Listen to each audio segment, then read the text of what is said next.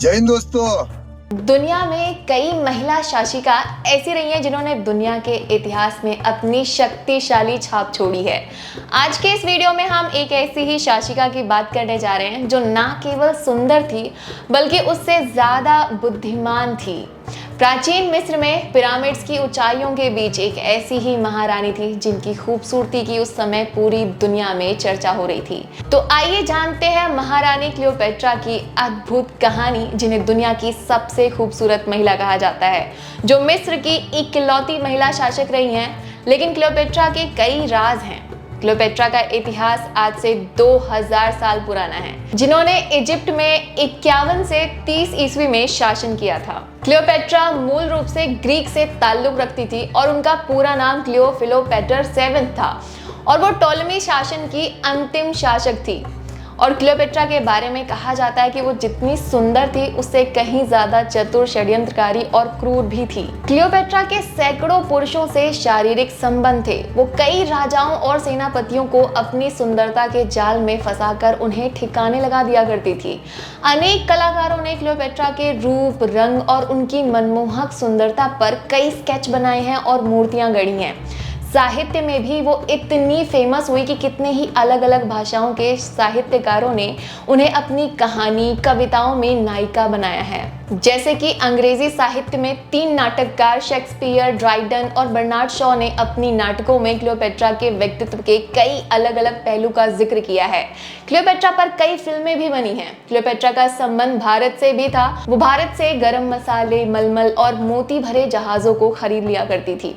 कहा जाता है कि क्लियोपेट्रा को 9 भाषाओं का ज्ञान था और यही वजह थी कि वो बहुत जल्दी से किसी से भी जुड़कर उनके सारे राज जान लेती थी। अपने शासन और पावर को बचाने के लिए क्लियोपेट्रा को क्या कुछ नहीं करना पड़ा। कहा जाता है कि क्लियोपेट्रा मिस्र पर शासन करने वाली अंतिम फेरो थी। फेरो शब्द प्राचीन मिस्र यानी इजिप्ट के शासकों के लिए एक शब्द था, मिस्र की मूल भाषा में, जिसका अर्थ होता है राजा का महल, और मिस्र के इतिहास में ये शब्द राजा का प्रतीक बन गया।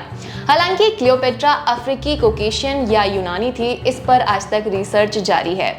कहा जाता है कि जब क्लियोपेट्रा 17 साल की थी तभी उनके पिता की मृत्यु हो गई और उन्होंने अपने 10 साल के भाई से विवाह किया और मिस्र पर राज करना शुरू कर दिया।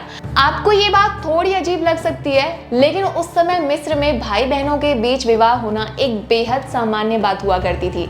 ऐसा इसलिए किया जाता था ताकि सत्ता दूसरे व्यक्ति के पास ना जाए। भाई से शादी के बाद भाई बहन के बीच तकरार शुरू हो गई। दोनों ही एक दूसरे को मिस्र से भगाना चाहते थे। इसी बीच जूलियस सीजर ने क्लियोपेट्रा की मदद की। हालांकि जूलियस का मिस्र से कोई संबंध नहीं था, वह क्लियोपेट्रा का एक बड़ा आशिक था और इसी दीवानगी के चलते उसने क्लियोपेट्रा की मदद की और उसने क्लियोपेट्रा के भाई को वहां से भगा दिया। माना जाता है कि क्लियोपेट्रा और रोमन सम्राट जूलियस सीजर को एक दूसरे से प्यार हो गया था।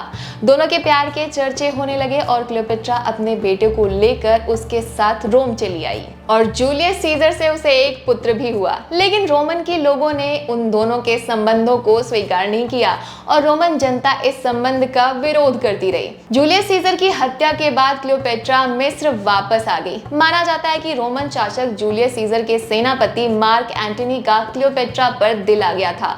वह उसकी सुंदरता से मदहोश हो चुका था। क्लियोपेट्रा को जब ये बात पता चली तो दोनों ने मिलकर रोमन सम्राट का खात्मा करने की योजना बनाई। लेकिन दोनों को ऑक्टेवियन के सैनिकों से हार मिली, जिसके बाद क्लियोपेट्रा अपने 60 जहाजों के साथ युद्ध स्थल से सिकंदर पोर्ट भाग आई।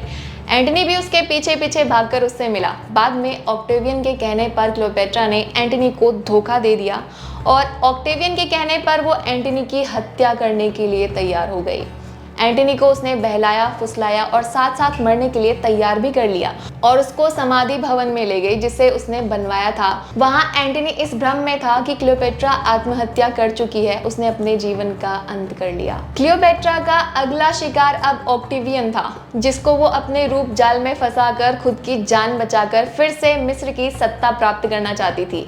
लेकिन ऑक्टेवियन क्लियोपेट्रा के रूप जाल में नहीं फंसा। उसने क्लियोपेट्रा की एक डंक मारने वाले किसी जीव से कटवाकर हत्या करवा दी। अब कुछ लोग इस जीव को सांप बताते हैं। क्लियोपेट्रा की मौत के बाद मिस्र रोमन साम्राज्य का हिस्सा बन गया। जिस वक्त क्लियोपेट्रा की मौत हुई तब वो 39 वर्ष की थी। लेकिन क्या उसकी मौत सच में हत्या ही थी? हालांकि कुछ लोग मानते हैं कि एंटनी को धोखा नहीं दिया गया था, उसने एंटनी के सामने ही सांप से अपने स्तन पर डंक लगवाकर आत्महत्या कर ली थी।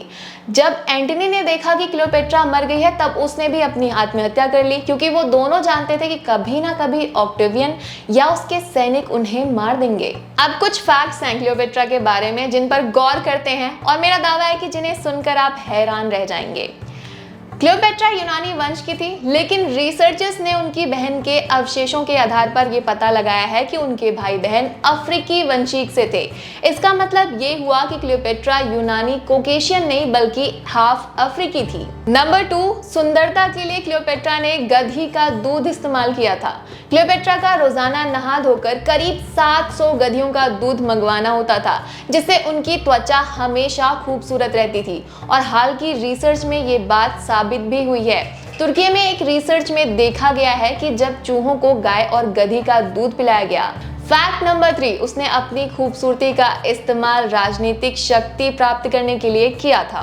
फैक्ट नंबर 4, उसने दुनिया के बेस्ट स्कॉलर से शिक्षा प्राप्त करी और अलेक्जेंड्रिया में पढ़ाई की, जहां पर फेमस लाइब्रेरी ऑफ अलेक्जेंड्रिया थी।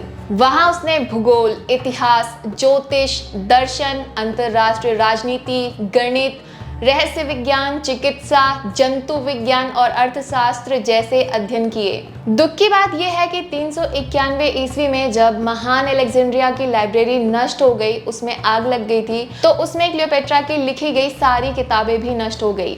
क्लियोपेट्रा की अद्भुत कहानी हमें ये दिखाती है कि सुंदरता के पीछे क्लियोपेट्रा एक नॉलेजेबल और इंटेलिजेंट और ब्रेव शासक भी थी। वो न केवल अपनी खूबसूरती से चर्चा में आई बल्कि अपनी इंटेलिजेंस और साहस के लिए भी याद की जाती हैं।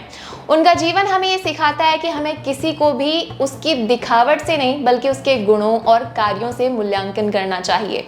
तो यही थी रानी क्लियोपेट्रा की कहानी, जिसके जीवन में खूबसूरती, कई राज और रहस्य थे जिनका इतिहास हमेशा हमारे दिल में अमर रहेगा, जिसने दुनिया को एक अमीर और शक्तिशाली महिला की मिसाल दी। इसी तरह के दिलचस्प वीडियो और जानकारी के लिए हमारे चैनल को सब्सक्राइब करें और बेल आइकन को भी दबाना ना भूलें, ताकि आपको हमारे नए वीडियोस के नोटिफिकेशन मिल सकें।